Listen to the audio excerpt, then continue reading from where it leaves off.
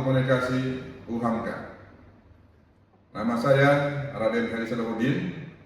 Saya adalah dosen pengampu mata kuliah kewirausahaan di Universitas Muhammadiyah Profesor Dr. Hamka, Fakultas Ilmu Sosial dan Ilmu Politik, Program Studi Ilmu Komunikasi. Mata kuliah saya yang diampu adalah perusahaan, terdiri daripada 3 SKS, dan juga dalam hal ini akan saya jelaskan mengenai capaian pembelajaran. Nomor 1, bertakwa kepada Tuhan Yang Maha Esa dan mampu menerapkan sikap religius dalam kehidupan sehari-hari. Nomor 2, memahami prinsip dasar kewirausahaan, model pengembangan, strategi, etika bisnis, analisis peluang usaha, studi kelayakan, dan manajemen pengelolaan. Selanjutnya adalah pemasaran, produksi, keuangan, sumber daya, regulasi usaha, teknologi, dan informasi. Yang ketiga, membangun sikap wirausaha atau social entrepreneurship sebagai bentuk dan kesadaran dalam menggerakkan dan membangun ekonomi masyarakat. 4. Menerapkan pemanfaatan teknologi dalam proses pengembangan usaha di tengah masyarakat berlandaskan prinsip-prinsip ekonomi kreatif. Adapun capaian pembelajaran mata kuliah adalah nomor 1, mampu menerapkan pemikiran logis, kritis, sistematis, dan inovatif dalam konteks pengembangan atau implementasi ilmu pengetahuan dan teknologi yang memperhatikan dan menerapkan nilai humaniora yang sesuai dengan bidang keahliannya. 2. Mahasiswa mampu bekerja mandiri dan bekerjasama dalam tim yang multidisiplin serta memiliki komitmen dalam melaksanakan tugas yang menjadi tanggung jawabnya. 3. Mahasiswa memiliki kemampuan mengidentifikasi dan menganalisis masalah, potensi dan prospek serta merekomendasikan alternatif pengambilan keputusan dalam bidang kewirausahaan dengan menggunakan metode kuantitatif dan kualitatif yang berwawasan perekonomian. 4. Mahasiswa mampu merancang dan mengoperasikan solusi masalah bagi pemberdayaan pelaku-pelaku wirausaha skala kecil dalam pengembangan kewirausahaan dan jejaring berbasis teritorial. Adapun kemampuan akhir dari tiap tahapan belajar adalah nomor 1, mahasiswa memahami dan mengimplementasikan konsep dan prinsip wirausaha sosial sebagai bagian dari tanggung jawab membangun ekonomi masyarakat. Yang kedua, mahasiswa mampu memahami dan mengaplikasikan teori, sikap, pemikiran, dan manajemen kewirausahaan dalam berbagai profesi yang akan ditekuninya, serta memiliki semangat, motivasi, dan pengalaman kewirausahaan. 3. Mahasiswa mampu menyusun, mempresentasikan, dan merevisi bisnis plan sesuai dengan karakteristik bisnis yang akan dikembangkan. Adapun deskripsi mata kuliah kewirausahaan adalah mata kuliah ini menjelaskan peran dan pentingnya kewirausahaan, bagaimana membangun impian, pengembangan berwirausaha, karakteristik wirausaha, penemuan dan pengembangan ide berusaha, serta pengalaman dari praktisi bisnis. Adapun mengenai bahan kajian atau materi pembelajaran adalah yang pertama, peran dan pentingnya kewirausahaan. Yang kedua, membangun impian dan wirausaha. Yang ketiga, karakteristik kewirausahaan. Keempat, menemukan dan mengembangkan ide bisnis. Yang kelima, bentuk kepemilikan usaha. Yang keenam, komunikasi bisnis dan interpersonal skill. Yang ketujuh, pasar dan manajemen pemasaran. Yang kedelapan, penjual, pelanggan, dan konsumen korporasi. 9. Mengembangkan motivasi berwirausaha. 10. Analisis kelayakan usaha. Yang ke-11, jenis sumber modal, pinjaman dan manajemen keuangan. Yang ke-12, kewirausahaan di perguruan tinggi dan kepemimpinan. Ke-13, analisis pesaing dan risiko bisnis. Dan yang ke-14, stadium general, ya, pentingnya mengembangkan jiwa berusaha sejati ini. Baik, selanjutnya ini mengenai kegiatan di kelas, ya, bentuk pembelajaran, metode pembelajaran dan penugasan mahasiswa. Dalam hal ini kita mengadakan diskusi kelas dengan memberi penguatan dan rangkuman, ya, atas setiap mata kuliah atau mata pembelajaran. Indikatornya adalah pemahaman, ya, kekritisan, kebenaran, ketepatan, ya, esensi, dan kelengkapan, ya, serta penjelasan dan kreativitas. Dalam hal ini diskusi kita diadakan di setiap kuliah, ya. Misalkan 1 jam pertama kita mengadakan acara perkuliahan itu secara teori.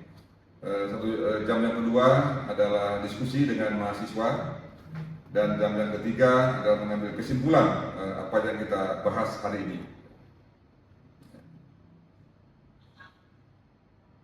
Selanjutnya kita di minggu ke-8 kita mengadakan evaluasi tengah semester, yaitu UTS. Dan juga di akhir semester, yaitu kita mengadakan UAS yang merupakan pertemuan yang ke-17. Adapun sebagai tambahan adalah integrasi dengan nilai AIK dan keilmuan lainnya, merupakan penjelasan mengenai muatan integrasi nilai AIK Islam dan kemuhammadiyahan dalam bentuk keterangan surat ayat dan deskripsi singkat sesuai dengan sub CPMK, atau muatan integrasi dengan keilmuan lainnya seperti disiplin ilmu gender, perlindungan anak, dan lain-lain. Indikator penilaian kemampuan dalam proses maupun hasil belajar mahasiswa adalah pernyataan spesifik dan terukur yang mengidentifikasi kemampuan atau kinerja hasil belajar mahasiswa yang disertai bukti-bukti. Kriteria penilaian adalah patokan yang digunakan sebagai ukuran atau tolak ukur ketercapaian pembelajaran dalam penilaian berdasarkan indikator-indikator yang telah ditetapkan.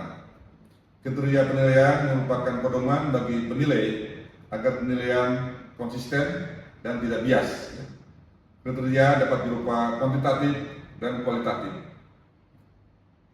Bentuk pembelajaran adalah kuliah, responsi, tutorial, seminar atau webinar, ya, adalah praktek lapangan yang mana mahasiswa mengembangkan penelitian ke lapangan meskipun bentuk sederhana, dan juga diajar untuk kegiatan pengabdian kepada masyarakat, ya, untuk pembelajaran lain yang setara.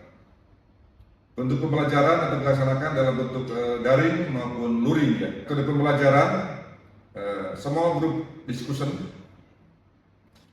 role play, ya, dan simulation, ya, discovery learning, self-directing learning, ya, cooperative learning, collaborative learning, contextual learning. Materi pembelajaran adalah rincian atau urian dan bahan kajian yang dapat disajikan dalam bentuk beberapa pokok dan subpokok bahasa, serta dilengkapi dengan daftar pustaka yang di dalamnya diperkaya dengan hasil penilaian. Bobot penilaian adalah persentase penilaian terhadap setiap pencapaian sub CPMK yang besarnya proporsional dengan tingkat kesulitan pencapaian sub CPMK tersebut dan totalnya maksimum 100%. Jadi kegiatan kita juga adalah ada TM, tatap muka, PT, penugasan terstruktur, dan BM, belajar mandiri. Adapun selain itu kita juga ada kegiatan tadi mahasiswa kita ajak acara penelitian sederhana yang mana mereka meneliti ke daerahnya masing-masing mengenai wirausaha yang nantinya dibimbing oleh dosen mengenai hasil luarannya ditargetkan untuk masuk kepada Sinta. Ya, adapun indikator, kriteria dan bobot penilaiannya yaitu kelengkapan identitas buku seperti judul, nama penulis, tahun terbit, ya, kota diterbitkan, dan penerbit itu adalah 20%. Ketajaman analisis dalam membuat ringkasan dan perusahaan 60%, dan kualitas tulisan, kerapihan serta teknis penulisan adalah 20%. Selanjutnya untuk bentuk luaran yang ditargetkan dalam bentuk ya akan kita webinar, ada publikasi jurnal, Sinta 3, Sinta 4 ataupun Sinta 5, baik nasional ataupun internasional, dan juga bisa untuk dihakikan ya. Baik, terima kasih. Itulah pembahasan mengenai pembelajaran saya sebagai dosen di UHAMKA dengan mata kuliah kewirausahaan ya. Terima kasih. Wassalamualaikum warahmatullahi wabarakatuh.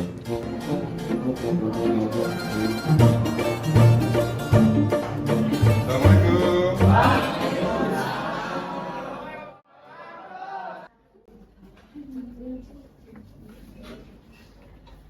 Alhamdulillah pada hari ini kita jumpa kembali pada perkuliahan.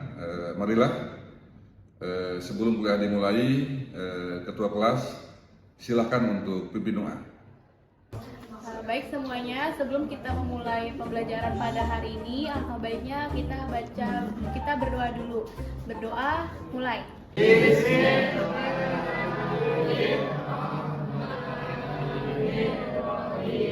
Yang ini kita kuliah ya dengan topik ya pentingnya mengembangkan jiwa berusaha sejak dini.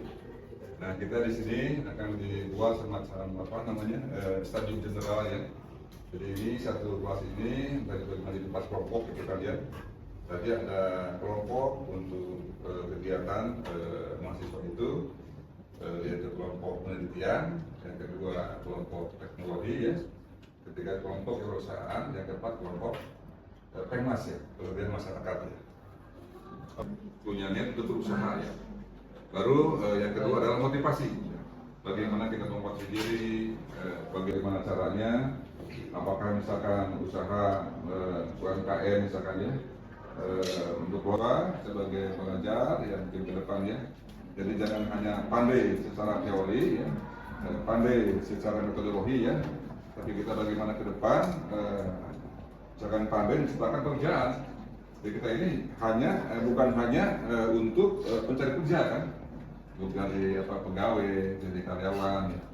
Tapi harus merubah mindset nih kita bagaimana ke depan supaya mahasiswa ini dari UHAMKA ini lulusan UHAMKA menjadi adalah orang-orang yang unggul kan ya, dengan cara mencipta pekerjaan, ciptakan ya.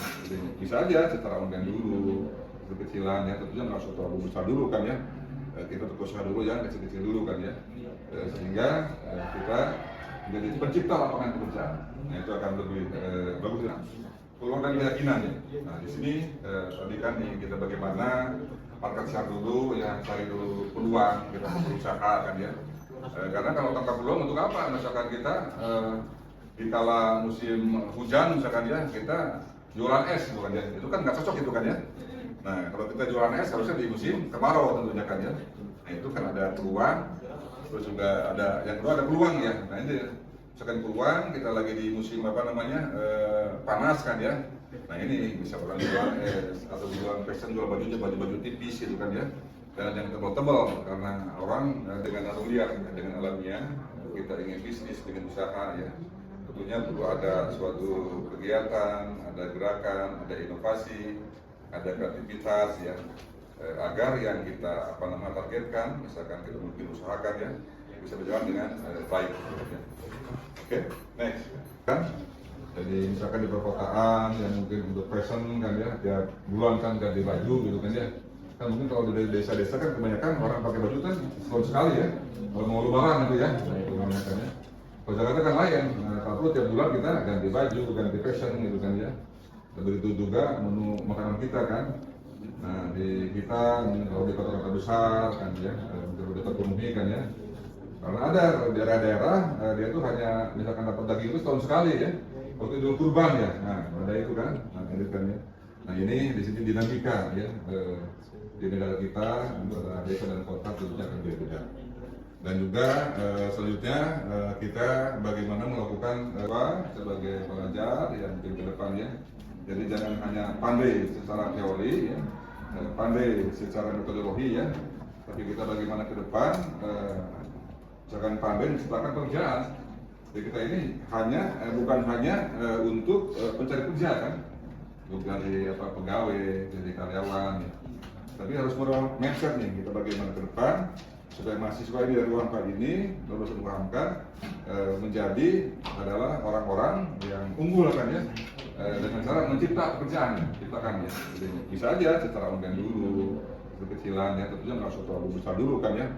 Kita berusaha dulu ya, kecil-kecil dulu kan ya, sehingga kita menjadi pencipta lapangan pekerjaan. Nah itu akan lebih bagus dan lebih mulia ya. Kita ada peluang, ada kesempatan kan ya, kita harus yakin. Kalau kita harus yakin dulu ya. Kalau kita nggak yakin, bagaimana mau berhasil usaha kita kan? Nah itu kita harus yakin itu berhasil kan ya. Nah itu kan ya. Nah itu perlu digarisbawahi ya. Perlu nih dari inner kita kan ya. Bagaimana kita suatu punya keyakinan ya. Berani bertindakan kan. Jadi mengambil tantangan, ambil risiko gitu kan ya. Jangan kita takut rugi ya. Takut nggak laku ya. Kalau gitu kita jadi nggak usah usaha kan. Tapi mulai dari sekarang ya. Terus dari diri kita dulu ya. Yang kecil-kecil dulu kan ya. Nah itu harus dimulai kan. Karena tanpa dimulai kita bagaimana startnya kan. Kita keberanian ya. Juga selanjutnya itu adalah masalah keuangan dan jejaring ya. Nah ini tentunya masalah keuangan. Kita pun kalau usaha yang masih baru, UMKM ya, tentunya harus bijak juga kan. Kita mungkin bisa sharing dengan orang tua kita, dengan saudara kita, sharing modal gitu kan ya. Jadi kita jangan misalkan baru usaha kecil dan menjadi beban ya. Kita belum tentu ketahuan hasilnya berapa kan ya. Kita harus sudah rekrutmen pegawai. Misalkan kita ada punya toko kelontong atau misalkan usaha fashion gitu kan ya. Terus yang selanjutnya adalah tahap mempertahankan usaha dan tahap mengembangkan usaha ya. Itu adalah inovasi baru kan ya. Sama-sama juga masuk juga kan, tapi akan lain ini kan ya. Juga kita gabungkan dengan teman-teman, misalkan kita gabungan modal, ya, gabungan knowledge, pengetahuan, ya, sehingga usaha kita menjadi lebih maju dan lebih berkembang.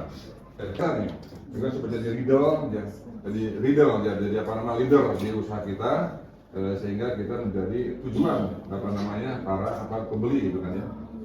Terus yang selanjutnya adalah menciptakan hal-hal baru. Dan yang keempat, merubah sesuatu bahan menjadi sumber daya inovatif ya. Nah itu. Jadi kita mesti tampil beda nih, harus mencipta hal yang baru. Misalkan kita usaha kuliner ya, misalkan ada bakso, ya, ada ketoprak gitu kan ya. Kan ada itu adalah inovasi baru kan ya. Sama-sama juga masuk juga kan, tapi akan lain ini kan ya. Juga kita gabungkan dengan teman-teman, misalkan kita gabungan modal ya, gabungan knowledge, pengetahuan ya, sehingga usaha kita menjadi lebih maju dan lebih berkembang. Oke, next. Oke, ya. Bagaimana dimodif kita punya produk ya, sehingga menjadi lebih laku di pasaran. Terus yang keempat, teknik pemasaran, yang kelima adalah pembelajaran. Nah, itu adalah teknik pemasaran ya. Bagaimana kita memasarkan produk kita, karena tanpa marketing, tanpa pemasaran kita percuma kan. Misalkan kita bikin produk bagus-bagus, mahal-mahal, misalkan kita bikin kue ya, kue burung misalkan ya, ini telurnya 20 misalkan ya, ada 20 ya, itu kan udah mahal tuh, tapi di lapangan nggak laku kan, percuma kan. Udah kita makannya udah boros ya, telurnya misalkan banyak gitu kan ya, tapi orang nggak suka kan. Jadi kita harus bikin produk yang orang suka, yang laku di pasaran ya. Kita jangan bikin usaha kita. Ya baik, tadi kita selesai materi kita ya mengenai sebelum jenderal kita ya, bagaimana kita berusaha yang baik ya. Sekarang mungkin sesi kedua, sesi tanya jawab. Silakan, ini ada 4 kelompok ya. Yang pertama kelompok penelitian, yang kedua kelompok teknologi, yang ketiga kelompok kewirausahaan, yang keempat kelompok Penmas pada masyarakat ya. Silakan dari kelompok 1 yang bertanya, silakan. Ingin bertanya buat kelompok PKMP, apa yang diidentifikasi pada PKM penelitian menurut kelompok PKMP? Baik, izinkan saya menjawab dari kelompok PKM Teknologi menjawab pertanyaan dari teman-teman PKM Penelitian. Tadi kan pertanyaannya apa sih yang diidentifikasi? Yang diidentifikasi itu adalah faktor penentu mutu produk untuk menemukan hubungan sebab akibat antara dua atau lebih faktor. Apakah terjawab untuk teman-teman PKM Penelitian? Baik, terima kasih pada teman-teman kelompok PKMT. Jawabannya sangat bagus. Baik, tadi pertanyaan dari kelompok kapanan penelitian kepada kelompok teknologi, yaitu mengidentifikasi masalah untuk penelitian ya. Nah, di sini justru perlu itu identifikasi bagaimana masalah yang ada di lapangan untuk penelitian kita, sehingga kan mungkin di sini kita juga bisa bikin instrumen penelitian ya.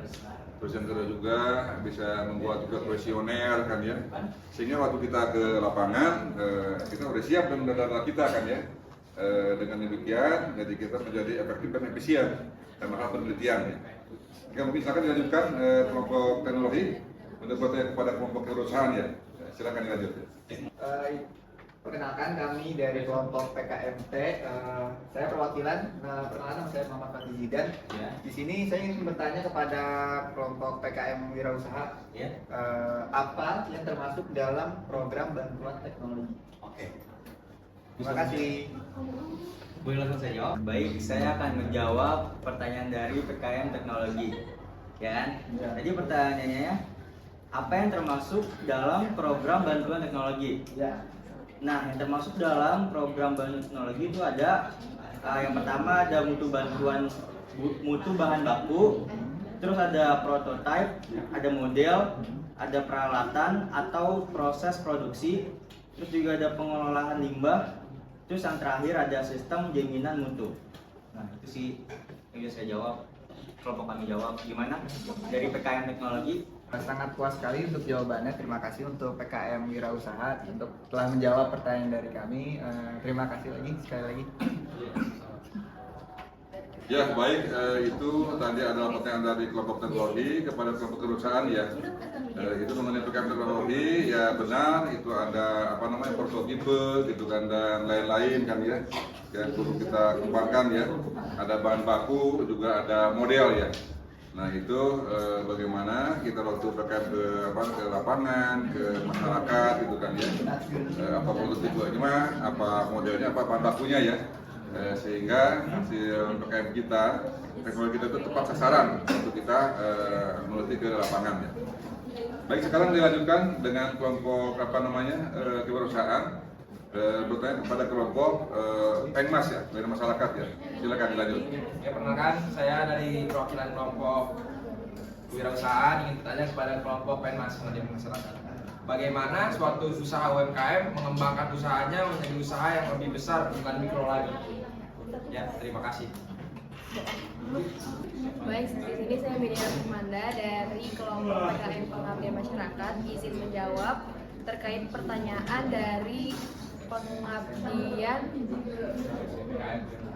PKM kewirausahaan. Jadi di sini jawabannya itu ada yang pertama itu ada analisis pasar dan kebutuhan konsumen, yang dimana pahami pasar dengan baik, lakukan riset untuk mengetahui kebutuhan konsumen dan tren pasar. Lalu yang kedua itu perencanaan bisnis yang matang, yang dimana membuat rencana bisnis yang jelas dan komprehensif. Rencana ini harus melanjutkan tujuan jangka panjang, strategi pemasaran, struktur operasional, dan proyeksi keuangan. Lalu yang terakhir itu ada inovasi produk atau layanan, yang dimana kembangkan produk atau layanan yang inovatif dan berkualitas. Fokus pada keunikan dan kelebihan yang dapat membedakan usaha Anda dari pesaingnya. Terima kasih jawabannya dari kelompok Pengmas. Ya baik ya, tadi pertanyaan dari kelompok kewirausahaan kepada Pengmas, bagaimana usaha kita supaya UMKM kita lebih besar itu kan ya. Ya di sini perlu kita garis bawahi. Dari yang pertama, bagaimana kita hubungan dengan customer ya. Customer itu nomor satu bagi kita kan ya. Terus yang nomor dua, bagaimana kita punya kualitas produk ya untuk kita ya. Yang ketiga, bagaimana pemasarannya supaya lebih baik kan ya. Dan mungkin yang keempat, bagaimana kita usaha secara online ya. Ini 4 item ini yang perlu kita kembangkan supaya usaha kita lebih maju dan lebih berkembang gitu ya. Baik, sekarang lanjut kepada kelompok Pengmas, bertanya kepada kelompok penelitian ya. Silakan. Oke, kami dari kelompok PEMAS ingin menanyakan bagaimana sih cara mengatasi keterbatasan dalam melakukan pengabdian masyarakat. Pertanyaan ini boleh dijawab oleh kelompok PKMP. Terima kasih. Baik, di sini saya akan menjawab pertanyaan dari kelompok PEMAS, yaitu mengatasi keterbatasan dalam PKM pengabdian masyarakat membutuhkan pemahaman yang mendalam, strategi yang tepat, serta peningkatan efisiensi dan efektivitas, melibatkan berbagai pihak, mencari dukungan tambahan, dan meningkatkan kapasitas tim juga merupakan kunci utama. Dengan kreativitas, kegigihan, dan kerjasama, PKM pengabdian masyarakat dapat tetap dilaksanakan dengan sukses dan juga memberikan manfaat bagi masyarakat lainnya. Terima kasih. Apakah sudah terjawab? Terjawab sekali atas pertanyaan saya. Terima kasih telah menjawab kelompok PKMP. Ya baik, tadi pertanyaan daripada kelompok Pengmas ya, kepada masyarakat, kepada kelompok pengabdian, bagaimana untuk mengatasi keterbatasan Pengmas tersebut ya. Nah, karena kita di perguruan tinggi, tentunya mesti digarisbawahi adalah tridharma perguruan tinggi kan ya. Ada tridharma perguruan tinggi, yaitu yang pertama adalah pengajaran ya, yang kedua adalah penelitian, yang ketiga pengabdian masyarakat. Karena kita ini dari Muhammadiyah kan ya, ada yang keempat yaitu al-Islam kemuhammadiyahan ya. Nah, kita harus bersinergi bagaimana tridharma perguruan tinggi dikembangkan untuk di masyarakat, yaitu ada 3 item tambah 1 di kita ya. Jadi yang pertama pengajaran kita kembangkan, yang kedua penelitian ya, yang ketiga pengabdian masyarakat, dan yang keempat adalah al-Islam kemuhammadiyahan ya. Jadi itu yang harus kita kembangkan sebagai pada output daripada mahasiswa UHAMK ya. Jadi kita namanya satu dharma perguruan tinggi kan, bukan lagi tridharma kan ya. Yang umum kan tridharma ya, yaitu dengan al-Islam kemuhammadiyahan ya. Baik ya, Bapak pikir ini hari ini untuk pertemuan kolaboratif antar kelompok ya di kelas kita mungkin dianggap selesai. Alhamdulillah sudah berjalan dengan baik ya, dengan topik kita kemasyarakatan dan strategi general ya, mengenai pentingnya mengembangkan jiwa wirausaha sejak dini kan ya. Nah ini perlu kita kembangkan dengan baik ya. Baik ya, dengan selesai acara kita hari ini kita ucapkan hamdalah ya. Alhamdulillahirobbilalamin. Wassalamualaikum warahmatullahi wabarakatuh.